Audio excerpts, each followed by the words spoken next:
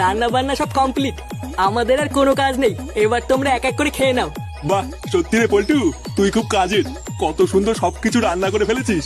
আমি তোদেরকে যতই আলবাল বলি না কেন, তুই কিন্তু সত্যি একটা ভালো ছেলে। হ্যাঁ হ্যাঁ, থাক থাক, আর তেল মাখাতে হবে না।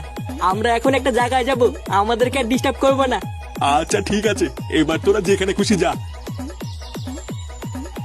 পল্টুদা, তাড়াতাড়ি চলো, ওদিকে কেলো হয়ে গেছে। কি বলছিস? কেলো হয়ে গেছে মানে? হ্যাঁ গো পল্টুদা, আর একটা মালের বোতলও নেই। কি মালের বোতল নেই মানে? হ্যাঁ গো, আমি গিয়ে দেখছি ফাটা সব মালের বোতলগুলো একাই মেরে দিয়েছে। কি বললি? ফাটা সব মালের বোতল একা মেরে দিয়েছে মানে? আমরা কি এখন বাল খাবো নাকি? হাই গুড মর্নিং, মালের পিকনিক। লেওরা 3 দিন ধরে মাল খাবো বলে অপেক্ষা করছি। গাড় ফাটিয়ে এত কিছু রান্না করার পরেও এখন মাল নেই। আজ লেওরা সব করে গা মেরে দেবো। ওই ফাটার সেটা আজ আমি চিরবই। চল তো। আর ঝুড়ি বা আমাকে না দি পেটি খেয়ে নেবে।